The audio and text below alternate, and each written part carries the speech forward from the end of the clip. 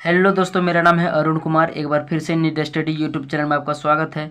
जैसा कि मैंने पिछले ही वीडियो में बताया था कि मैं इस चैनल में बीए से संबंधित सारे नोट्स को उपलब्ध करवा दूंगा। आज हम लोग BA first year semester 2 geography honours core 4 का वेरी इंपॉर्टेंट क्वेश्चन देखने वाले हैं। ठीक है, तो वीडियो को स्किप नहीं कीजिएगा। तो चलते जल्दी से वीडियो को स्टार्ट करते हैं। आज का प्रश्न है, वायुमंडल की संरचना का विवरण दें। तो चलते जल्दी से इसका उत्तर देख लेते हैं। इसका उत्तर है, पृथ्वी के चारों ओर गंधहीन, रंगहीन और स्वादहीन पारदर्शी गैसों के मिश्रण का एक विशाल परत है।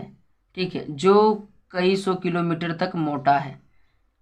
फिर से समझते हैं हम लोग। पृथ्वी के चारों ओर गंधहीन अर्थात जिसमें कोई गंध ना हो, रंगहीन जिसमें कोई रंग ना हो, और स्वादहीन जिसमें कोई स्वाद नहीं हो, पारदर्शी गैसों, जिसे पारदर्शी मतलब जिसे आर पार देखा जाए, ठीक है, गैसों के मिश्रण का एक विशाल परत है जो कई सौ किलोमीटर तक मोटा है, जो कई सौ किलोमीटर तक मोटा है। ठीक है, इस परत को ही वायुमंडल, इंग्लिश में एटमॉस्फेयर कहते हैं। ठीक है, आगे हम लोग देखते हैं।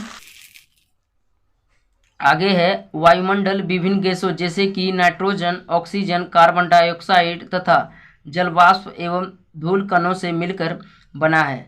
इसे फिर से समझते हैं। मतलब वायुमंडल किससे बना है? वायुमंडल तो उसमें आता है नाइट्रोजन, ऑक्सीजन, कार्बन डाइऑक्साइड तथा जलवाष्प एवं धूल कणों से मिलकर बना है। ठीक है, इन चीज़ों से मिलकर बना है वायुमंडल। वायुमंडल सौर विकिरण के लघु तरंगों के लिए पारदर्शी है, लेकिन पार्थिव विकिरण के लंबी तरंगों के लिए अपारदर्शी है। ठीक है, मतलब हम कह सकते हैं कि जब सूर्य से छोटी तरंगें आती है यानी लघु तरंगें आती है तो वायुमंडल उसे पृथ्वी के अंदर आने देती है। ठीक है, मतलब उसके लिए पारदर्शी होती है, उसे आने देती है। लेकिन पार्थिव विकिरण के लंबी तरंगों के लिए अपारदर्शी है। मतलब जब सूर्य से बड़ी तरंगें आती है तो उसे वायुमंडल पृथ्वी के अंदर नहीं आने देती है। ठीक है, आगे हम लोग देखते हैं। आगे है, वायुमंडल धरातल के तापमान को नियंत्रित रखता है।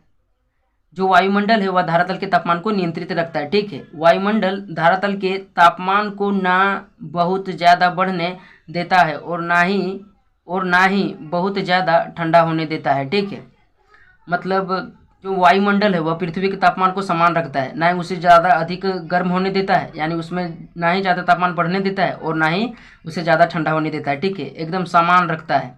अगर पृथ्वी पर वायुमंडल ना होता तो पृथ्वी दिन में बहुत गर्म हो जाती और रात में बहुत ठंडी हो जाती। ठीक है, मतलब यदि पृथ्वी पर वायुमंडल नहीं होता तो पृथ्वी का तापमान हो दिन में बहुत गर्म हो जाता। ठीक है, और रात में बहुत ठंडी हो जाती, जिसके कारण पृथ्वी पर जीवन संभव नहीं हो पाता। ठीक है, जिसके कारण पृथ्वी पर कोई भी जीव जंतु नहीं जीवित रह सकता है। ठीक है, आगे हम लोग देखते हैं। आगे है, पृथ्वी पर गुरुत्वाकर्षण बल के कारण ही वायुमंडल है।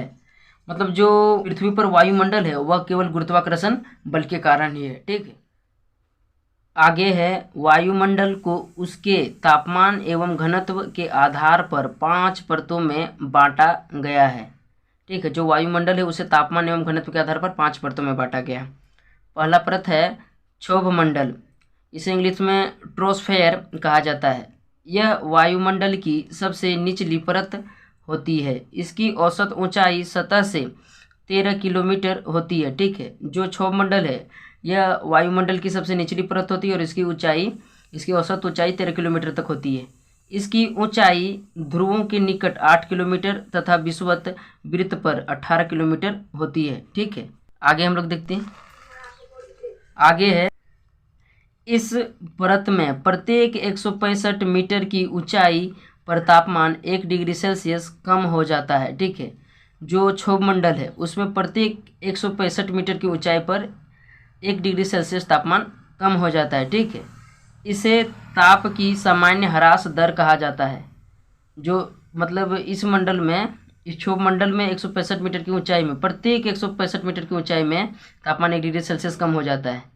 इसे ताप की सामान्य ह्रास दर कहा जाता है। ठीक है, समस्त मौसमी घटनाएं इसी मंडल में घटित होती है, जैसे कि आंधी, तूफान, कोहरा, बारिश, बादल का गरजना, बिजली का चमकना आदि। मतलब कहने का तात्पर्य है जितने भी मौसमी घटनाएं होती है, जैसे आंधी आती है, तूफान, कोहरा, बारिश, बादल का गरजना, ठीक है, बिजली का चमकना, ये सभी क्रियाएं क्षोभ मंडल में होती है। ठीक है, आगे हम लोग देखते हैं।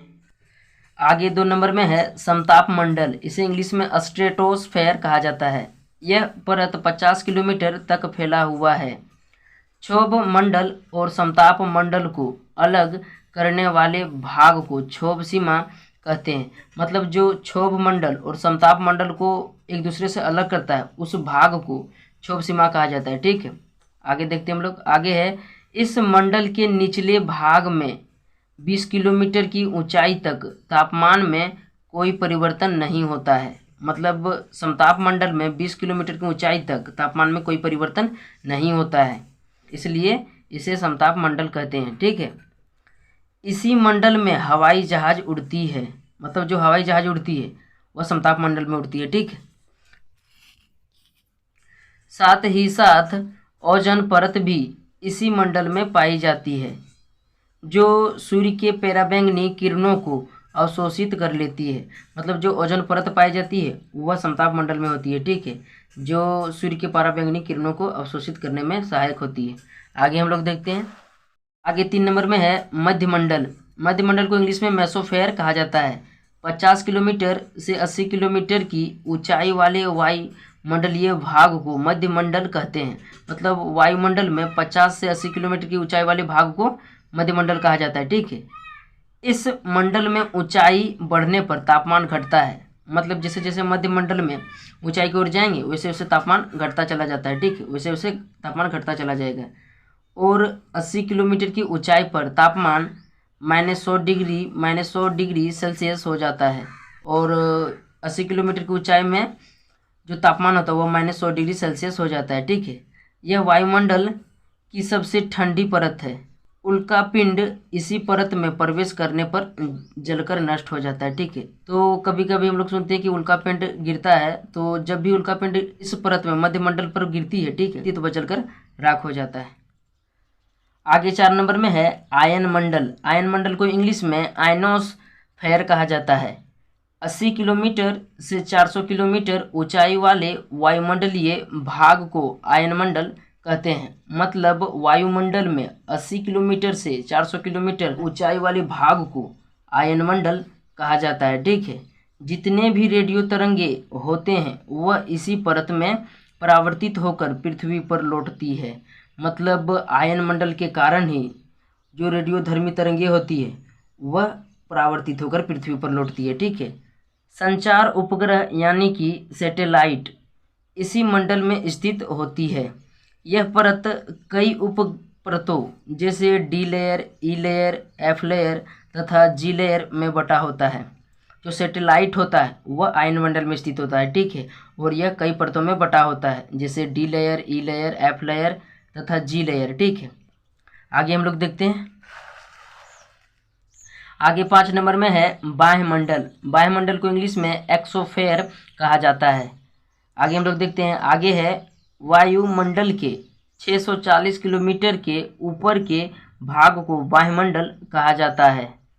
मतलब वायुमंडल के 640 किलोमीटर के ऊपर के भाग को वायुमंडल कहा जाता है। ठीक है, इस परत की कोई सीमा निर्धारित नहीं होती है।